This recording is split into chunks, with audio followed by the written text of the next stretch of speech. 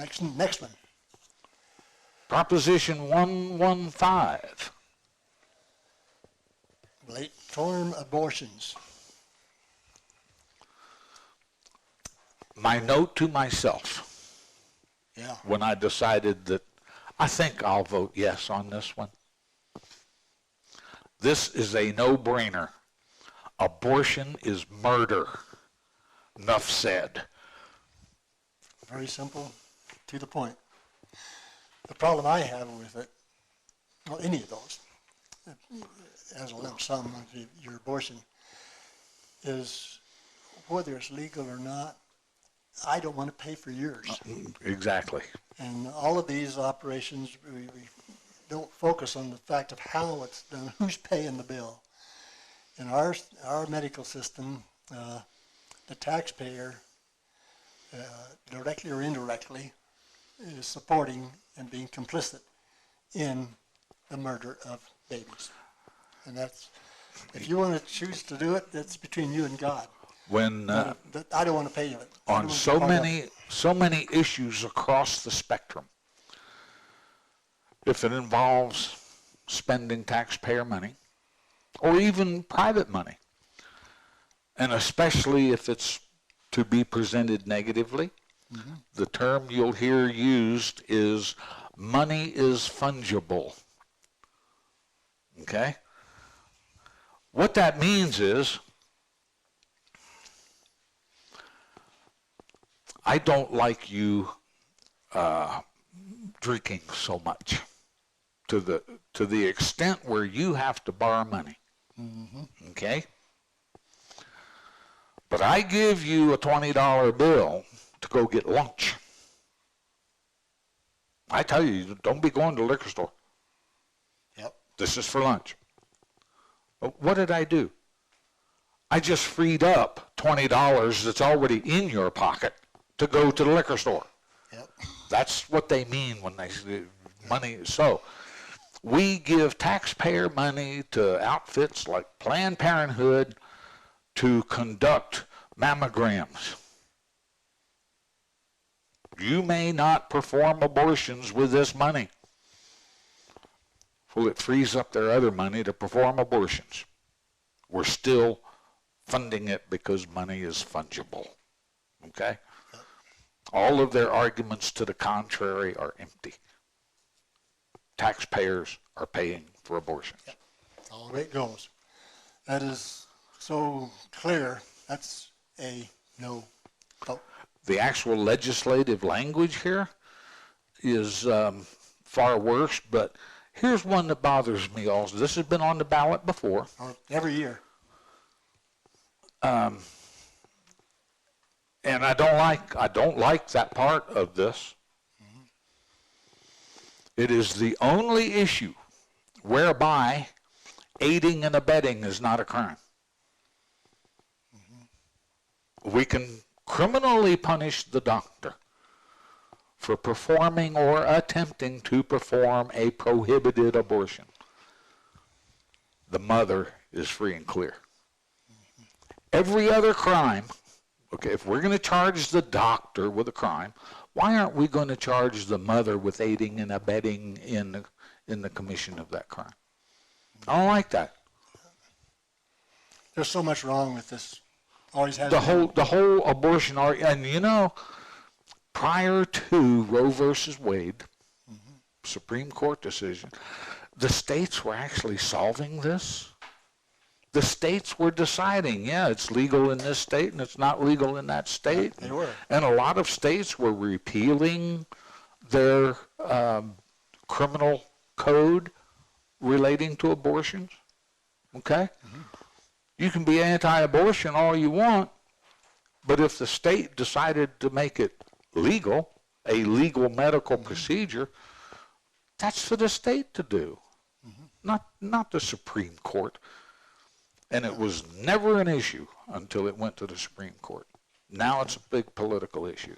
So anyway, vote no. There you go. Vote no. Next one up. No, on the late-term abortions, vote yes. Initiative 120, Proposition 115, prohibition, yes. Yes. prohibit it. Save a life. Save a life. Proposition 116. State income tax rate reduction. Got a problem with saving money? Oh, I love it. I love it. It's the state income tax now is 4.63, and this bill would lower it to 4.55. And this is as a direct result of an attempt in the legislature, and I didn't follow it, so I'm not sure what the final outcome was, but the legislature wanted to remove us from the federal system. Right now, your state income tax is based upon your federal adjusted gross income. And there are very few add backs. So that 4.63 applies basically to your adjusted gross income. The state legislature wanted to remove that so that your state income tax would be a totally separate system. You would have to recalculate your state income taxes the same way you have to recalculate your federal.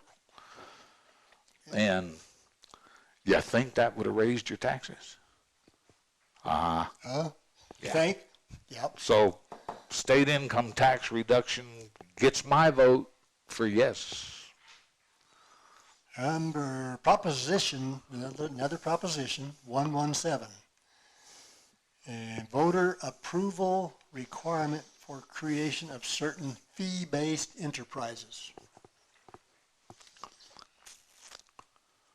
This is confusing a little bit. To boil it down. Yep. Right now we have Tabor. Right. Now let's understand also that Tabor actually affects a very small portion of the state budget. Each year less and less. And each year because of what we're going to explain here. Okay.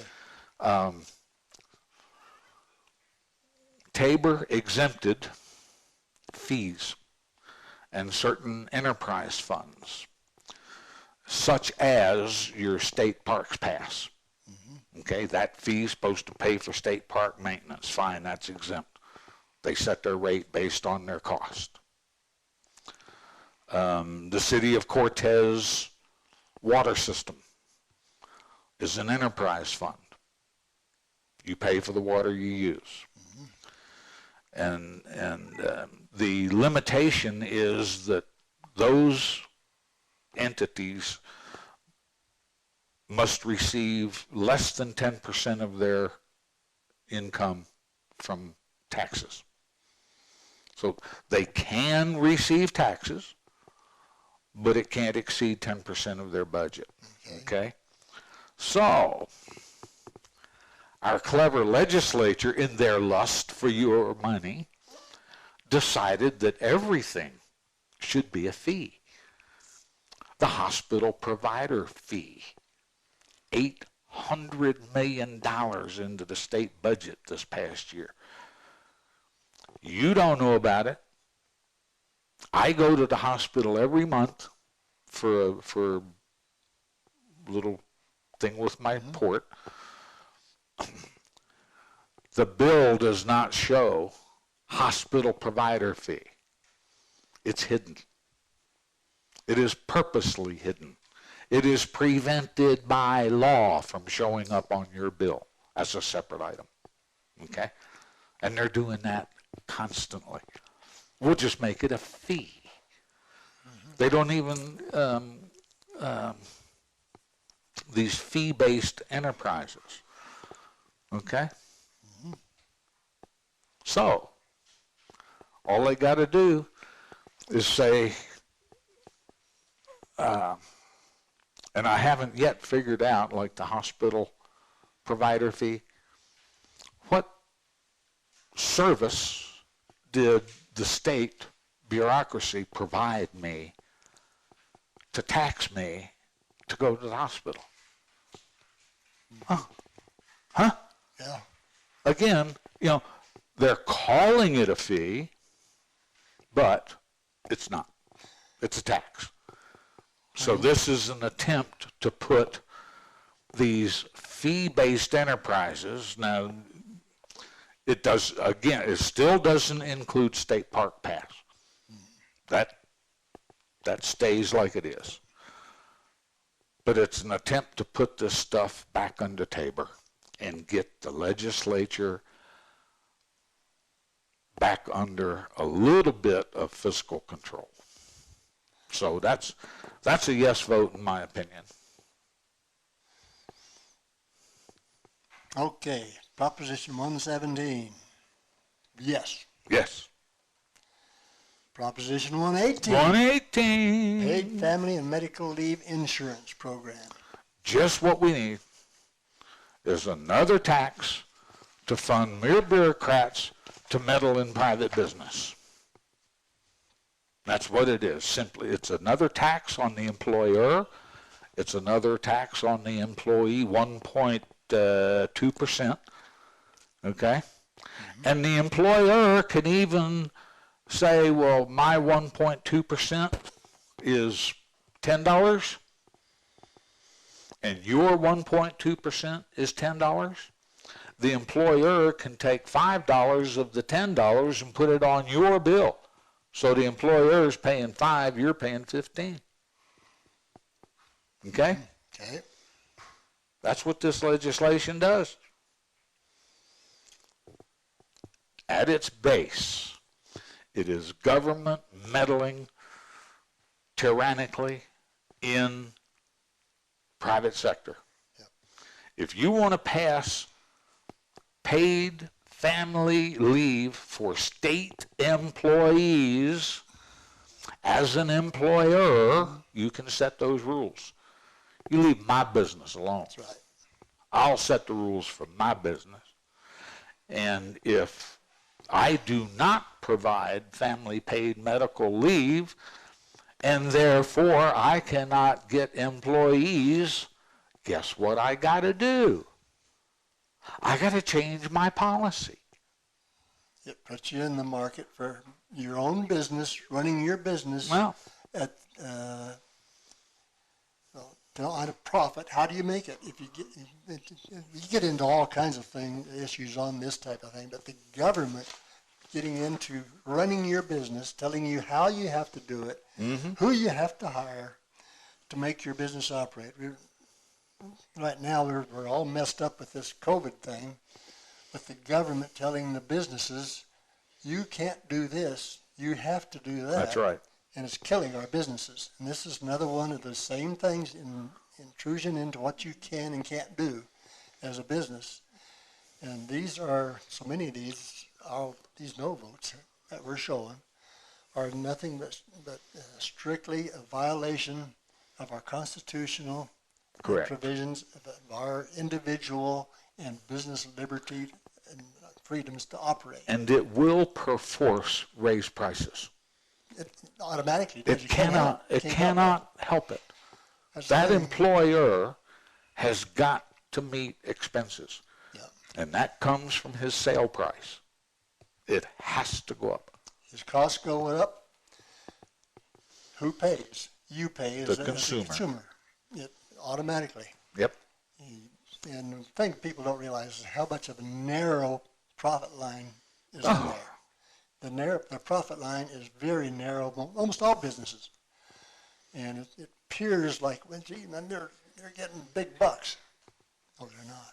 Well, they are processing big bucks. That's right. They ain't holding on to much of it. Having been a small business operator once in my life, I can attest you it is not big bucks. Same here. It is not. Well, you owned a bookstore, and my wife and I owned a bakery deli. The fastest way to go broke is to get into the food service business. I can believe it. You want to go broke? Do that, because it'll do it to you. Now, I can't complain. We did not go broke, but I'll tell you what,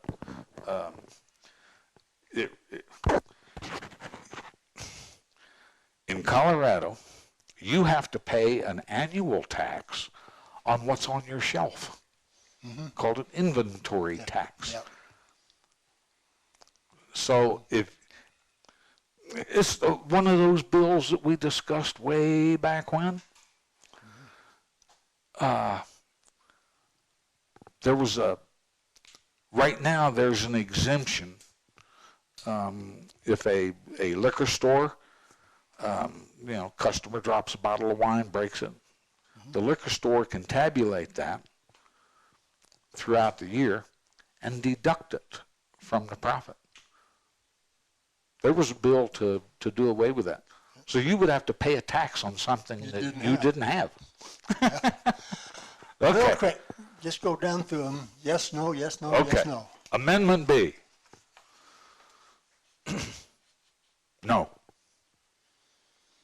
Amendment C. Yes. Amendment 76. Yes.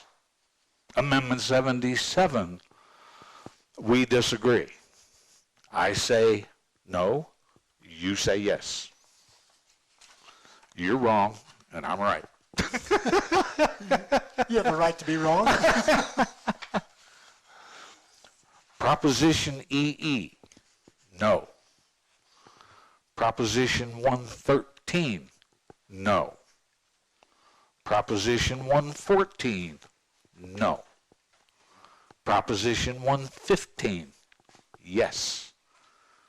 Proposition 116, yes.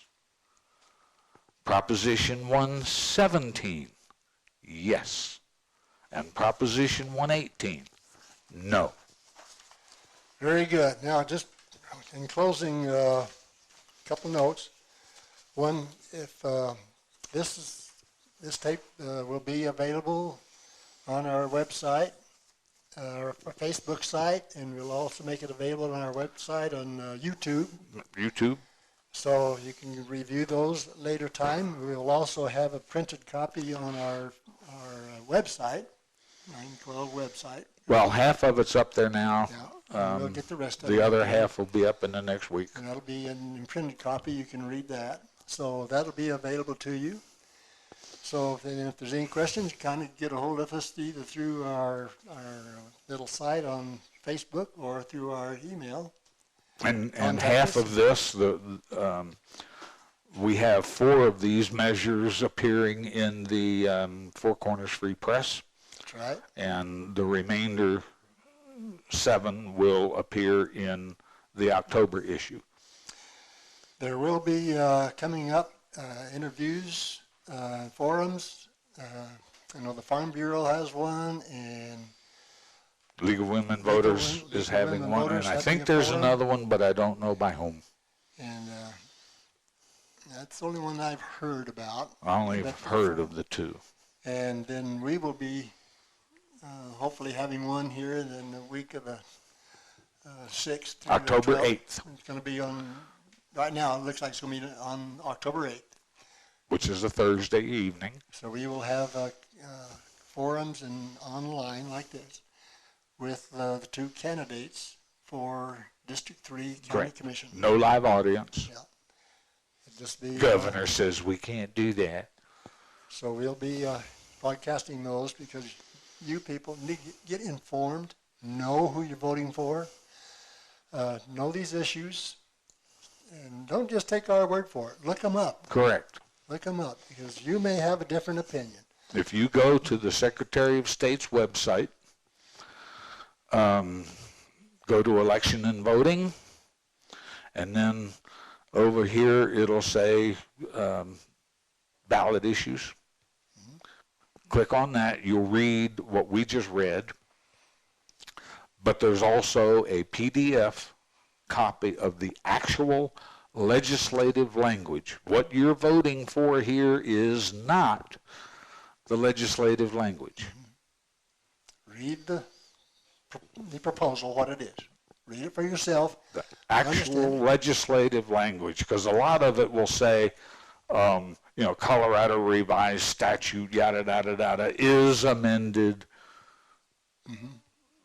as follows. And and so forth and so on. So, and again, I said earlier, the Legislative Council does a decent job, but they are the Legislative Council, after all, okay? They ain't telling you the whole story either. So look it up for I yourselves. actually, and I don't want to blow my own horn, but I read the underlying law. I know you do. That's how I make my decisions. Right. So please do the same. Look them up. We like to think you'll take our word for it, but you need to check us out. Make sure we're Absolutely. We need to be held accountable. That's right. And you never take anybody's word on things without checking what they are. It takes, now you get phone calls. Yeah. What does this mean? Who should I vote for? Because you have, over the years, developed a certain reputation and trust amongst those people that know you. We like to think And so. so, but because they know you look into this stuff, you're not just flying off the handle. And so hopefully we can develop that here. We like to think that. But even with that, you still, if there's any question in your mind, Check what we it out. say, check it out. Check it out. Say, do you know what you're talking about or not? Yep. So those forms are coming up. Check them all out. I remember way back when I was just a lungad, I made a mistake because I thought I'd been wrong.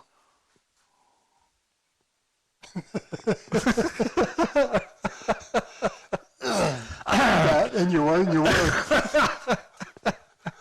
So check these, go to these forums, know who you're going to vote for. And the one form, I think, which one it is? One of them, I think is the, no, I don't know which one. One of them's having all the candidates. I think it's the Farm Bureau. Farm Bureau. And it's going to be a meet and greet kind of a thing, not a debate or a forum. Yeah, it's going to be in the county commission room. Yeah, and it's just a meet and greet, I think. Yeah, that's what they advertise, a meet and greet and get the shake hands. And, Right. Well, I don't know if they'll let them shake hands or not. I don't know. We'll have to ask the governor if he'll It's allow okay, it. but they're having all the candidates that's on the ballot there, so you can have it. Whether they'll all show up or not, that's a question. But they're all invited to be there. I expect they will. But you need to check out these forums and, of course, listen and check out ours. And that's on the 6th, isn't it? One of them's on the 6th. And, I think the Farm Bureau is on the 6th. Farm Bureau's on the 6th. And I can't remember when the other one's late The September. League of Women Voters is next week? Yeah, in September someday. Yeah, end of September. And so check those out, and then be sure and watch ours on the 8th of October. At 7. 7 p.m. And it'll be it'll be Mesa Media on our website and our Facebook site. And so check those out, get to know the people, and so you know who to vote for with information, not by the color of their hair, or if they have, I don't know what color hair you have, but It used to be sort of a brown. now look at who they are, what you hear about them on the street. Right. You'll hear for and against all over the streets, all kinds of things about them. Check them out for yourselves. Yep. Know who you're voting for and why, because that is the thing that disturbed me about this gentleman, or this, whatever she is, she in New Hampshire. She raised a really good question. It was the uninformed voters that was making the decision for all of us. And then such a number. Yeah, at a high number. But what disturbed me after looking at it was maybe the people actually knew what they were voting on. You think they knew It was... makes you wonder how many of them they're content with the wrong direction, abandoning our Constitution, and abandoning our liberty, abandoning our freedoms, because this sounds good. So those 4,000 and some odd people that voted for that Yeah, person. we need to shut up. Yeah. Hey, let's call it. That's a good question. Check them out. Okay, come back. See you next time.